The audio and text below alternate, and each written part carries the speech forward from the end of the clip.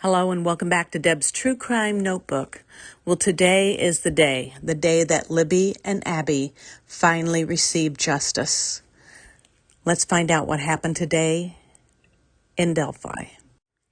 Today, December 20th, Richard Allen received a sentencing following his conviction for the murders of Liberty German and Abigail Williams in 2017. In November, a jury found guilty on all 4 counts of murder, 2 for each of the girls. He faced a prison term ranging from 90 to 130 years. The hearing began at 9 a.m. The court heard from Abby and Libby's families regarding the significant impact their murders have had on the loved ones. Emotions have been suppressed, and these families finally had the opportunity to tell Richard Allen and the court how this has impacted their lives, including the fact that some YouTubers have lied and made everything that the families were going through so much worse.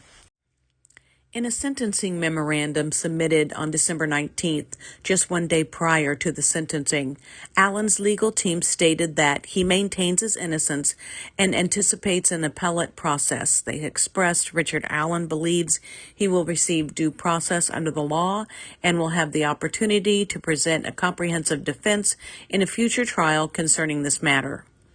For this reason, along with other justifications outlined in the document, Richard Allen, 1, opted to not engage in the pre-sentence process, 2, will not submit evidence at the sentencing hearing aside from this memorandum, and 3, his attorneys will limit their arguments during the sentencing hearing. Judge Gold did ask Richard Allen several questions during the hearing, and he did answer, giving the courtroom an opportunity to hear his voice.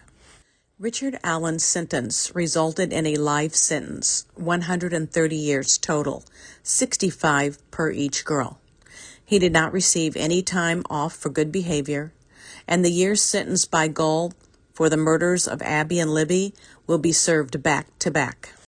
The first 2 charges against Allen were for felony murder, indicating that Abby and Libby were killed while he was committing another felony, in this case, kidnapping, and those were dropped because of double jeopardy.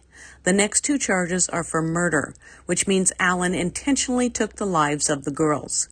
He was sentenced 65 years for each girl.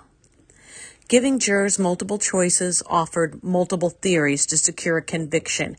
This means that if the jury determined Allen was solely the kidnapper but not the murderer, they could still find him guilty of felony murder. Ultimately, the jury convicted him on all 4 charges. Allen's attorneys said that there would be an appeal.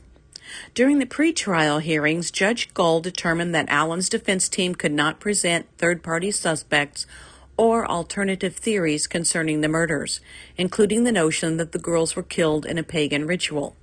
Allen's defense team is hoping to be able to present these theories in an appeal. Judge Gold was very harsh with Richard Allen, saying that multiple times during his trial, and in fact today during his sentencing, that he had rolled his eyes at her, indicating he had no remorse for the crimes he was being sentenced for. Allen's lawyers have a period of 30 days following his sentencing to submit an appeal. Thanks for watching Deb's True Crime Notebook. Friends, please say a prayer for the families today.